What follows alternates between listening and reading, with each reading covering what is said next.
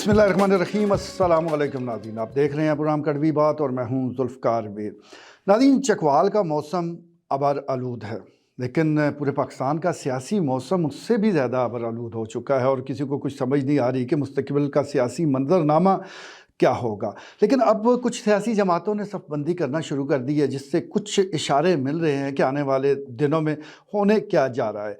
जहाँ तक पाकिस्तान तहरीक इंसाफ का ताल्लुक है तो उसके आज़ाद उम्मीदवार अब सियासी जमात अब तक ढूंढ रहे थे, बिला आखिर ये फ़ैसला भी हो गया और अब ये ख़बर आ रही है कि वहदतुल मुस्लिमीन और सुन्नी इत्तेहाद कौंसल में ये सारे जो आज़ाद उम्मीदवार पाकिस्तान तहरीक इंसाफ के हमायत याफ्ता आज़ाद उम्मीदवार वो उनकी जाय पनाह होंगी, दोनों ये सियासी जमातें।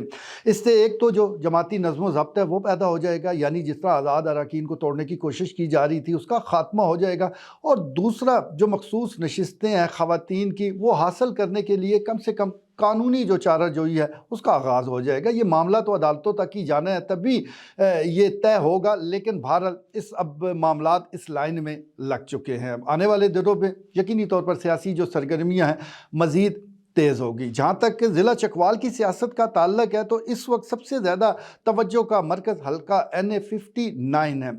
20 फरवरी को हल्का NA-58 और 59 के हवाले से भी फ़ैसला आना है, लेकिन ख्याल किया जा रहा है कि कुछ ज़्यादा रद्दोबदल होने नहीं जा रहा, फ़ैसले वही होंगे जो कि पहले हो चुके हैं। लेकिन एक और भी वजह है कि यहाँ अभी तक दिलचस्पी बरकरार है, क्योंकि यहाँ पर पाकिस्तान मुस्लिम लीग नून के नामज़द उम्मीदवार सरदार गुलाम अब्बास 2 नशिस्तों से कामयाब हुए। NA-59 से भी उन्होंने कामयाबी समेटी और हल्का PP-22 में भी वो फातेह रहे, लेकिन अब 2 नशिस्तें तो वो अपने पास रख नहीं सकते, अब एक तो उन्होंने छोड़नी है। जहाँ तक सरदार गुलाम अब्बास खान का ताल्लुक है तो उन्होंने यही बताया है कि वो हल्का NA-59 अपने पास रखना चाहते हैं, यानी कौमी असम्बली की सीट अपने पास रखेंगे और सूबाई असम्बली की नशिस्त छोड़ देंगे। तो ये तो उनकी ख्वाहिश है, हतमी फ़ैसला तो पार्टी ने करना है, लेकिन इस वक्त की जो सूरत हाल है, इस वक्त के जो हालात हैं, ऐसा लगता है कि पार्टी भी यही चाहेगी कि यहाँ पर कौमी असम्बली की जो नशिस्त है उसको महफूज बनाया जाए और ज़िमनी इंतखाबात के लिए हल्का PP-22 का चुनाव किया जाए, यहाँ पर ज़रा आसानी रहेगी। बहरहाल ये पार्टी का फ़ैसला होगा, लेकिन जो भी पार्टी फ़ैसला करे, ज़िमनी इलेक्शन तो तलागंग में होना ही होना है और वहाँ पर ज़िमनी इलेक्शन के हवाले से अभी से ये बहस शुरू हो चुकी है कि कौन होगा मुतबादल, कौन होगा सरदार गुलाम अब्बास का जानशीन इन हलकों में। तो अगर बात की जाए इस हवाले से तो हमें सरदार सुल्तान खान शानी भी नज़र आ रहे हैं, जो कि सरदार गुलाम अब्बास खान के भाई भी हैं और इससे पहले भी वो कागजात नामजदगी उन्होंने जमा करवाए थे इसी हलके से। तो बिल्कुल इस बात का इम्कान मौजूद है कि घर से ही इस उम्मीदवार को निकाला जाए। लेकिन इसके साथ साथ आपको याद होगा कि सरदार मंसूर हयात टम्मन शुरू में नाराज़ हो गए थे, ऐसा लग रहा था कि वो इलेक्शन में कूदने वाले हैं, फिर उनके साथ मुज़ाकरात हुए।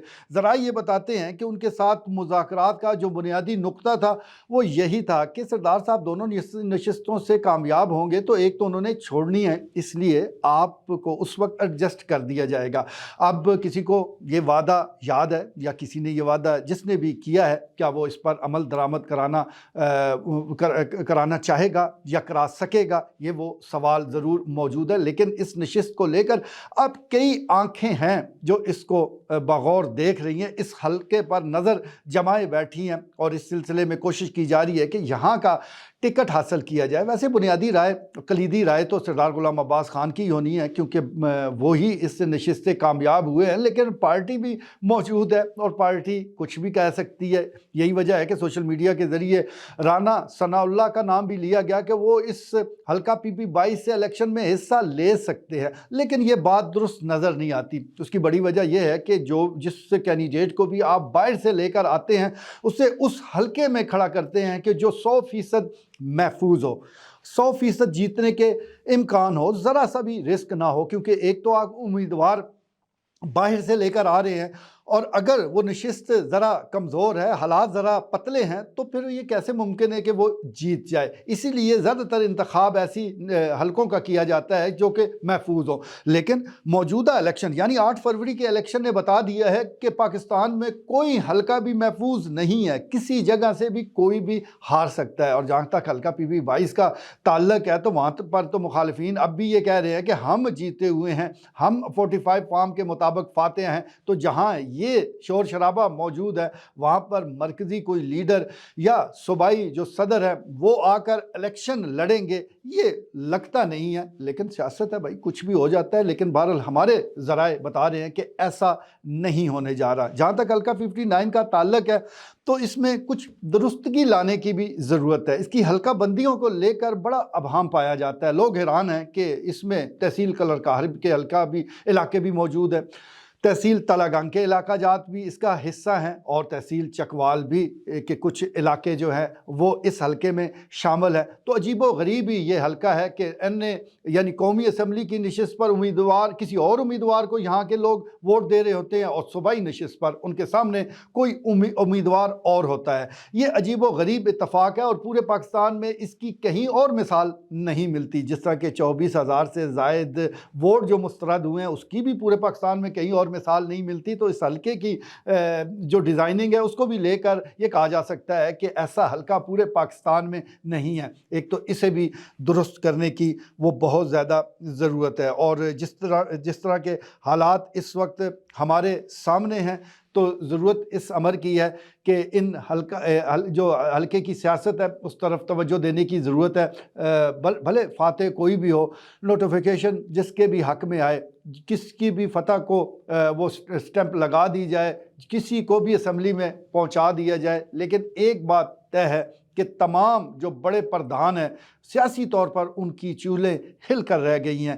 اب نوجوان ووٹر ہے، اس کے ساتھ دلیل سے بات کرنی پڑے گی، اس کے ساتھ پیار محبت سے بات کرنی پڑے گی۔ اسے اگر آپ نے بات سمجھانی ہے تو دلائل سے سمجھائیں گے تبھی وہ سمجھ پائے گا، ورنہ بڑے پردھانوں کو آپ اگر ساتھ رکھیں گے تو ان کے نیچے سے ووٹ کس طرح کھسک جائیں گے، یہ اس الیکشن میں ہمارے سامنے ہے۔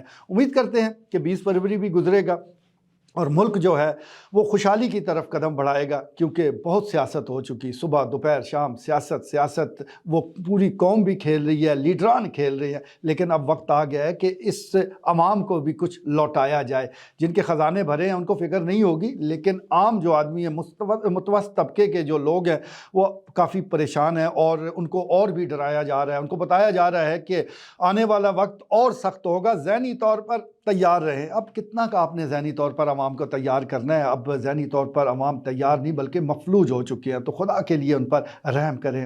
IMF کا نام لے کر ان کو ڈرائیں نہیں، ان کو دھمکائیں نہیں، بلکہ ایسی پالیسیاں بنائیں کہ ان کے لیے کچھ ریلیف کے دروازے کھلے، کچھ مصیبتیں مسائل کا جو رخ ہے وہ اپنے گھر کی طرف بھی کر دیں۔ مراد یافتہ طبقے کی مراد کچھ کم کر کے جو عام آدمی ہے، جو مصیبت زدہ ہے، اس کے لیے کچھ سکون کے سانس لینے کا اسے اب موقع دے دے، یہ آپ کا بھلا ہوگا۔ آج کے لیے اتنا ہی، اجازت دیجیے، اللہ نے کے بعد۔